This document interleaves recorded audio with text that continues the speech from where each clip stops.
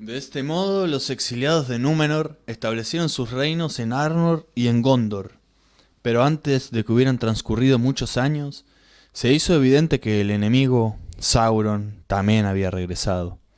Había venido en secreto, como se dijo, a su viejo reino de Mordor, más allá de Efelduath, las montañas de la sombra, y ese país limitaba con Gondor al este. Allí, sobre el valle de Gorgoroth, se levantó su fortaleza vasta y resistente, Barad-dûr, la Torre Oscura, y había una montaña llameante en esa tierra que los elfos llamaron Orodruin.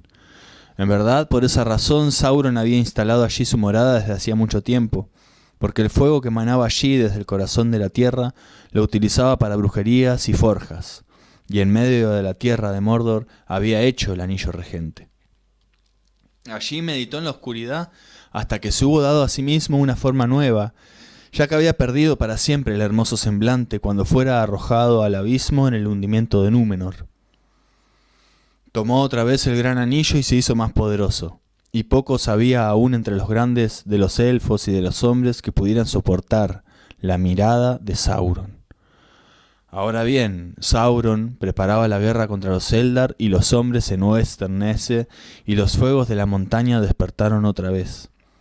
Fue así que al ver el humo de Orodruin desde lejos y entender que Sauron había regresado, los Númenóreanos le pusieron a la montaña un nuevo nombre: Amon Amarth, el monte del destino. Y Sauron reunió una gran fuerza de servidores venidos del este y del sur, y entre ellos no pocos eran de la raza de Númenor, porque en los días de la estadía de Sauron en esa tierra, el corazón de casi todo ese pueblo se volcó a la oscuridad. Así ocurría que muchos de los que navegaron hacia el este en ese tiempo y levantaron fortalezas y viviendas en las costas, ya sometidos a la voluntad de Sauron, los servían de buen grado en la Tierra Media. Pero por causa del poder de Gil-galad, estos renegados, señores a la vez poderosos y malignos, moraron casi todos lejos, al sur. Dos había, sin embargo, Erumor y Fuinur, que crecieron en poder entre los Haradrim, un pueblo grande y cruel, que habitó en las amplias tierras al sur de Mordor, más allá de las desembocaduras del Anduin. Por lo tanto, cuando Sauron vio la oportunidad, avanzó con una gran fuerza contra el nuevo reino de Gondor y tomó Minas Ithil y destruyó el árbol blanco de Isildur que allí crecía. Pero Isildur escapó y llevando consigo un vástago del árbol fue por barco río abajo con su esposa y sus hijos y navegaron desde las desembocaduras del Anduin en busca de Elendil. Entretanto, Anarion resistió en Osgiliath contra el enemigo y lo rechazó hacia las montañas. Pero Sauron volvió a reunir sus fuerzas y Anarion supo que, a menos que les llegara ayuda, el reino no podría resistir mucho tiempo. Ahora bien, Elendil y Gil-galad buscaron mutuo consejo porque percibían que Sauron se volvería demasiado fuerte y que vencería a todos sus enemigos uno por uno si no se unían todos contra él. De este modo se hizo la liga que se llamó la Última Alianza y marcharon hacia el este a la Tierra Media, reuniendo una gran hueste de elfos y de hombres, e hicieron alto por un tiempo en Imladris.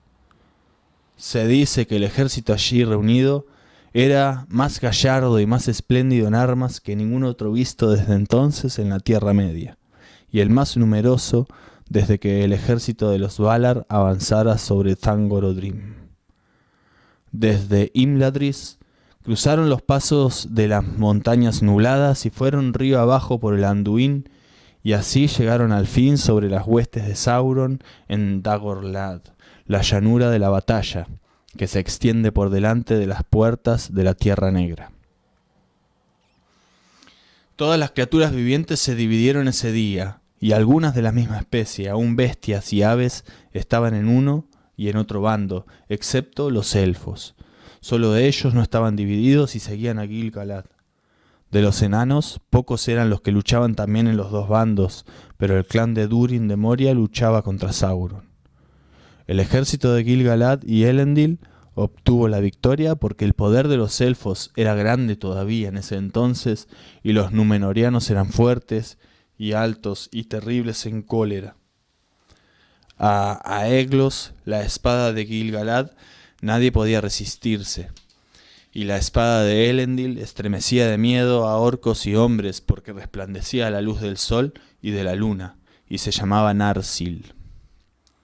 Entonces Gil-galad y Elendil entraron en Mordor y rodearon la fortaleza de Sauron, y la sitiaron durante 7 años, y sufrieron dolorosas pérdidas por el fuego, los dardos y las saetas del enemigo. Y Sauron se resistía, acosándolos. Allí en el valle de Gorgoroth, Anarion, hijo de Elendil, fue muerto, y también otros muchos. Pero por último, el sitio fue tan riguroso que el mismo Sauron salió y luchó con Gil-galad y a Elendil y los mató a ambos, y cuando Elendil cayó, la espada se le quebró bajo el cuerpo. Pero Sauron también fue derribado, y con la empuñadura desprendida de Narsil, Isildur cortó el anillo de la mano de Sauron y lo tomó. Entonces Sauron quedó vencido por el momento, y abandonó el cuerpo, y su espíritu huyó a espacios distantes, y se escondió en sitios baldíos. Y durante largos años no volvió a tener forma visible. Así empezó la tercera edad del mundo, después de los días antiguos y los años oscuros, y había todavía esperanza en aquel tiempo, y el recuerdo de la alegría y el árbol blanco de los Eldar floreció muchos años en los patios de los reyes de los hombres, porque el vástago que había salvado, Isildur lo plantó en la ciudadela de Anor en memoria de su hermano antes de abandonar Gondor. Los servidores de Sauron fueron derrocados y dispersados, pero no del todo destruidos, y aunque muchos hombres se apartaron del mal y se convirtieron en súbditos de los herederos de Elendil, muchos más recordaban a Sauron en sus corazones y odiaban los reinos del occidente.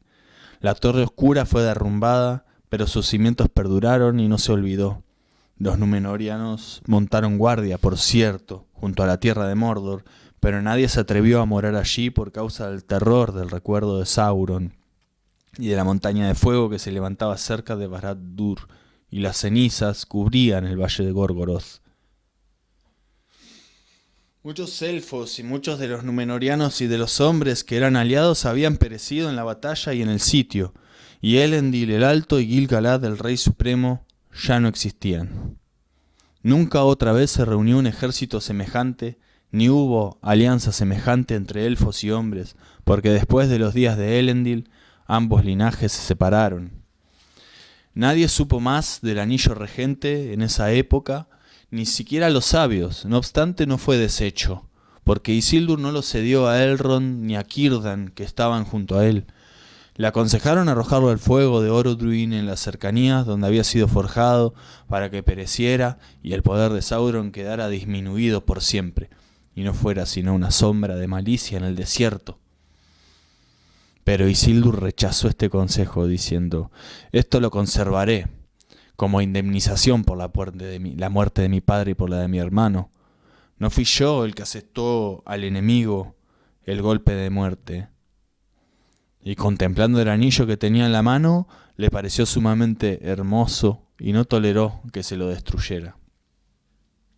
Por tanto, con él volvió primero a Minas Anor, y allí plantó el árbol blanco en memoria de su hermano Anarion. Pero no tardó en partir, y después de haberle dado consejo a Meneldil, el hijo de su hermano, y encomendarle el reino del sur, se llevó el anillo para que fuera heredad de su casa, y se marchó de Gondor hacia el norte, por el camino por donde Elendil había venido, y abandonó el reino del sur porque se proponía hacerse cargo del reino de su padre Neriador, lejos de la sombra de la Tierra Negra. Pero Isildur fue abrumado por una hueste de orcos que acechaba en las montañas nubladas, y sin que él lo notara descendieron sobre el campamento entre el bosque verde y el río grande, cerca de Loeg, Ninglorón y los campos glaudos, porque era descuidado y no había montado guardia alguna, creyendo derrotados a todos los enemigos. Allí casi todos los suyos recibieron muerte, y entre ellos sus 3 hijos mayores, Elendur, Arathan y Cirion. Para cuando partieran para la guerra había dejado en Imladris a su esposa y a su hijo menor, Valandil. Isildur escapó, en cambio, por mediación del anillo, porque cuando se los ponía se volvió invisible a todas las miradas. Pero los orcos le dieron caza por el olfato y el rastro hasta que llegó al río y se zambulló en él.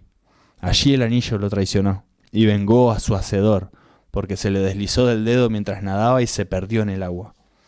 Entonces los orcos lo vieron mientras se esforzaba contra la corriente y le dispararon muchas flechas, y ese fue el fin. Solo 3 de los suyos volvieron por encima de las montañas después de mucho errar de un lado a otro, y de ellos uno era Ostar, el escudero a cuyo cuidado había puesto Isildur los fragmentos de la espada de Elendil. De este modo llegó Narsil a manos de Valandil, heredero de Isildur, en Imladris. Pero la hoja estaba quebrada y su brillo se había extinguido y no se la volvió a forjar. Y el señor Elrond anunció que no se lo haría en tanto no se reencontrara el anillo regente y Sauron volviera. Pero la esperanza de elfos y hombres era que estas cosas no ocurrieran nunca. Valandil habitó en Anúminas, pero su pueblo había disminuido, y de los Númenóreanos y de los hombres quedaban muy pocos como para poblar la tierra o mantener todos los lugares que Elendil había edificado. Muchos habían caído en Dol-Gulad y en Mordor y en los campos Glaudos. Y sucedió al cabo de los días de Eärendil, el 7º rey que siguió a Valandil, que los hombres del occidente, los Dúnedain del norte, se dividieron en mezquinos reinos y señoríos, y sus enemigos los devoraron uno por uno. Siguieron menguando con los años hasta que pasó su gloria, dejando tan solo montículos verdes de hierba. Por fin nada quedó de ellos, salvo un pueblo extraño que erraba secretamente por tierras deshabitadas, y los demás hombres nada sabían de dónde moraban ni del propósito de esas idas y venidas, y salvo en Imladris, en la casa de Elrond, el linaje quedó olvidado. Pero los herederos de Isildur, durante muchas vidas de hombres, siguieron atesorando los fragmentos de la espada, y la línea de padre a hijo nunca se quebró. En el sur, Gondor perduró, y durante un tiempo creció en esplendor, hasta que la riqueza y majestad del reino hizo recordar a Númenor antes de la caída. Altas torres levantó el pueblo de Gondor, y fortalezas y puertos de muchos barcos, y la corona alada de los reyes de los hombres fue reverenciada por gentes de muchas tierras y de muchas lenguas. Porque durante largos años creció el árbol blanco ante la casa del rey en Minas Anor, descendiente de aquel árbol que Isildur rescatara de las profundidades del mar, de Númenor. Y la simiente anterior provenía de Avalone,